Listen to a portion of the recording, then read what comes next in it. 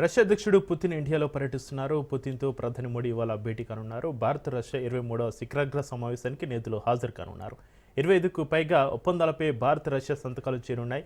అంతకన్నా ముందు రాజ్ఘాట్ను సందర్శించనున్నారు. నిన్న పుతిన్కు ప్రధాని మోడీ విందు ఇచ్చారు.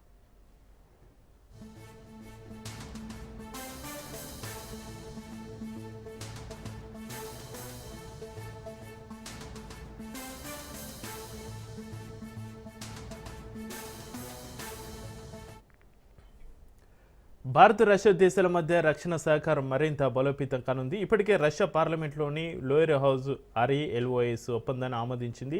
ఇరు దేశాల సైనిక బలగాలు, నౌకలు, విమానాల మధ్య లాజిస్టిక్ మద్దతు, ట్రూప్స్ ఎక్స్చేంజ్ సులభతరం అవుతాయి.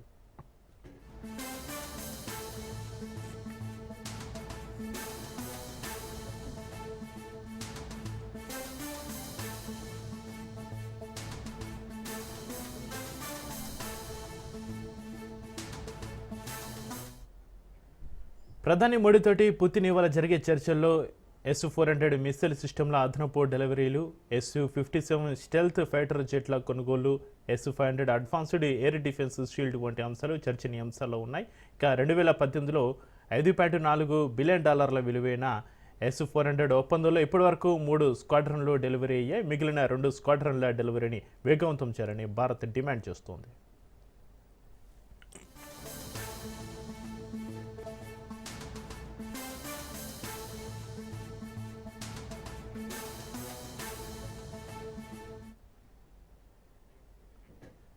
దేశ రాజధాని చుట్టూ భద్రతా వలయం ఏర్పాటు చేశారు. VVIP పర్యటనను దృష్టిలో ఉంచుకుని నగరమంతా హై అలర్ట్లో ఉంచారు.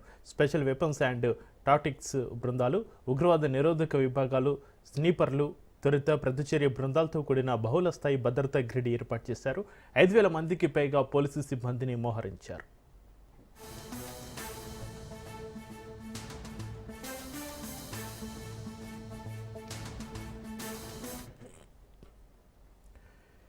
రష్యా అధ్యక్షుడు పుతిన్ ఇండియాలో పర్యటనకు సంబంధించి మరింత సమాచారాన్ని మా ప్రతినిధి రాజు ఫోలేలు అందిస్తారు. రాజు, పుతిన్ తోటి ఇవాళ ప్రధాని మోడీ భేటీ, భారత్ రష్యా 23వ శిఖరాగ్ర సమావేశానికి సంబంధించి దగ్గర ఉన్న అప్డేట్స్ ఏంటి రాజు? ఎగ్జాక్ట్లీ భారత్ రష్యా 23వ శిఖరాగ్ర సమావేశానికి హాజరు కావడానికి రష్యా అధ్యక్షుడు వ్లాదిమిర్ పుతిన్ భారతదేశంలో పర్యటిస్తా ఉన్నారు. 2 రోజుల పర్యటనకు సంబంధించి ఆయన నిన్న సాయంత్రం ఢిల్లీలో ల్యాండ్ కావడం జరిగింది. ఆయనను స్వయంగా దేశ ప్రధాని నరేంద్ర మోడీ ఎయిర్పోర్ట్ కు వెళ్లి ఆయనకు అపూర్వ స్వాగతం పలికాడు. అదేవిధంగా నరేంద్ర మోడీ అక్కడికి వెళ్లి స్వాగతం పలికిన తర్వాత ఇద్దరు కూడా ఒకే కారులో కూడా ఆయన ప్రధానమంత్రి నరేంద్ర మోడీ అధికారిక నివాసానికి బయలుదేరి వెళ్లడం జరిగింది. అదేవిధంగా పుతిన్ కు ప్రధానమంత్రి నరేంద్ర మోడీ ప్రత్యేకంగా ఒక ప్రైవేటు విందు కూడా ఇవ్వడం జరిగింది. నరేంద్ర మోడీ అదేవిధంగా పుతిన్ ఒక్కో కారులో ప్రయాణించడం గత 3 నెలల్లో చూసుకుంటే ఇది 2వసారి. ఇటీవల చైనాలో టియాన్జిన్ సిటీలో జరిగినటువంటి షాంఘై సంస్థ సదస్సు ఏదైతే ఉందో ఆ సదస్సులో వీరిద్దరు కూడా ఒకే కారులో ప్రయాణించారు. మళ్ళీ 3 నెలల గ్యాప్ లోనే ఇద్దరు కలిసి ఒకే కారులో ప్రయాణించడం ఇది 2వసారి అని కూడా చెప్పుకోవచ్చు.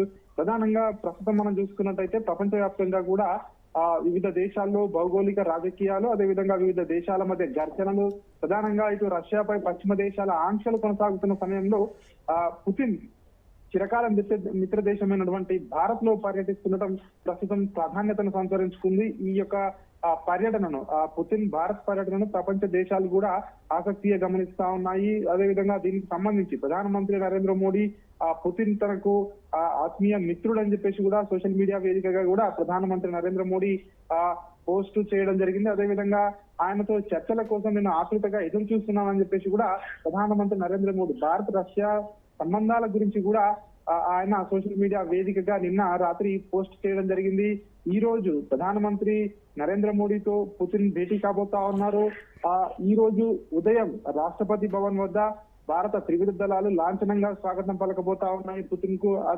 అనంతరం రాజ్ఘాట్ వద్ద అక్కడ మహాత్మా గాంధీకి ఇరు దేశాధినేతలు కూడా అక్కడ నివాళులు అర్పించిన తర్వాత హైదరాబాద్ హౌస్ లో జరిగే 23వ ఇండియా రష్యా ఏదైతే సదస్సు ఉందో ఈ సదస్సులో పాల్గొంటారు. ఇదే భవనంలో పుతిన్ కు అదేవిధంగా ఆయన ప్రతినిధి బృందానికి కూడా ప్రధానమంత్రి నరేంద్ర మోడీ ఇక్కడ లంచ్ ఏర్పాటు చేయబోతా ఉన్నారు. ఆ తర్వాత ఇద్దరు నేతలు కూడా ఒక ఉమ్మడి ప్రకటనను విడుదల చేయబోతా ఉన్నారు. భారత్ రష్యాల మధ్య ఏర్పడినటువంటి ఏదైతే ఈ సంబంధం ఏదైతే ఉందో దీనికి సంబంధించి ఈ చర్చలకు సంబంధించి ఒక ప్రకటన కూడా మధ్యాహ్నం విడుదల చేయబోతా ఉన్నారు. న్యూ ఇండియా ఛానల్ ని కూడా పుతిన్ ప్రారంభించబోతా ఉన్నారు. అదేవిధంగా ఈ రోజు మధ్యాహ్నం కొంతమంది ఎవరైతే బిజినెస్ పీపుల్ ఉంటారో ఫిక్కీ, అదేవిధంగా రాజ్ కాంగ్రెస్ ఆధ్వర్యంలో నిర్వహించే బిజినెస్ సదస్సులో కూడా మోదీ ఇటు పుతిన్ కూడా పాల్గొనబోతా ఉన్నారు.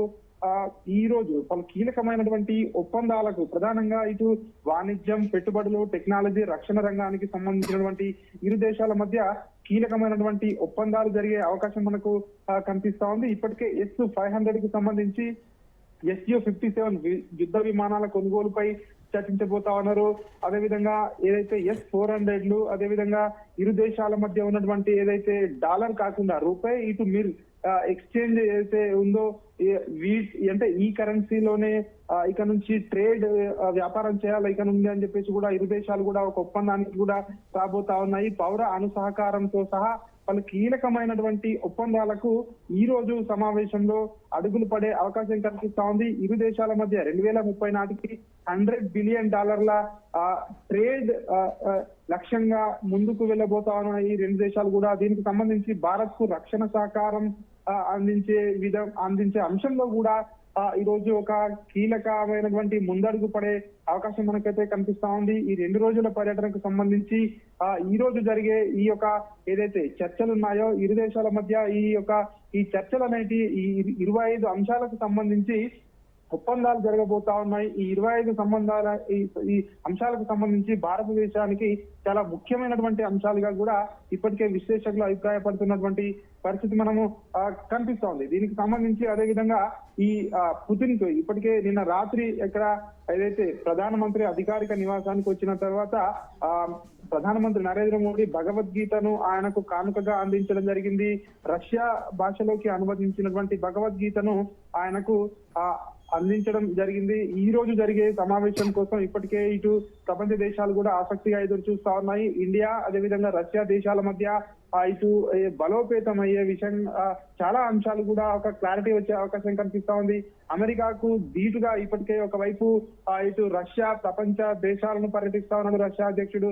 అందులో భాగంగానే చిరకాల మిత్ర దేశమైనటువంటి భారత్ తో కూడా సంబంధాలను మరింత మెరుగుపరుచుకునే లక్ష్యంతో ఈ రెండు దేశాల మధ్య కూడా సంబంధాలు మరింత మెరుగై ఈ రెండు దేశాలకు కూడా లాభం చేకూరే విధంగా కూడా ఆయన పర్యటన ఉంటుందని చెప్పేసి కూడా ఇప్పటికే విశ్లేషకులు భావిస్తున్న పరిస్థితి కనిపిస్తా ఉంది. మరొక పక్క ఆయన పర్యటన ఏదైతే ఉందో అది ఏ దేశానికి వ్యతిరేకం కాదు, మేము ఎవరికి వ్యతిరేకం కాదు అని చెప్పేసి కూడా నిన్న ఒక ప్రైవేట్ ఛానల్ కి ఇచ్చినటువంటి ఇంటర్వ్యూలో పుతిన్ కూడా నిన్న చెప్పినటువంటి పరిస్థితి మనకు కనిపిస్తా ఉంది. ఈ రెండు దేశాలు ఏవైతే ఉన్నాయో ఈ రెండు దేశాలు ఖచ్చితంగా ఇతర దేశాలకు వ్యతిరేకం కాదు అని చెప్పేసి చెప్తా ఉన్నారు. మరోపక్క ఈ రోజు జరిగే చర్చలు ఏవైతే ఉన్నాయో ఈ చర్చలు ఇటు రష్యాకు ఇటు భారతదేశానికి రెండు దేశాలకు ఉపయుక్తంగా ఉంటాయని చెప్పేసి కూడా ఇప్పటికే ఇటు రష్యా అదేవిధంగా భారత్ ఇటు దౌత్యవేత్తలు చెప్తున్నటువంటి పరిస్థితి కనిపిస్తా ఉంది. ఈ రోజు మరి కాసేపట్లోనే 2వ రోజు ఆయన యొక్క ప్రోగ్రామ్స్ స్టార్ట్ కాబోతా ఉన్నాయి. Chakri right, thank you Raju.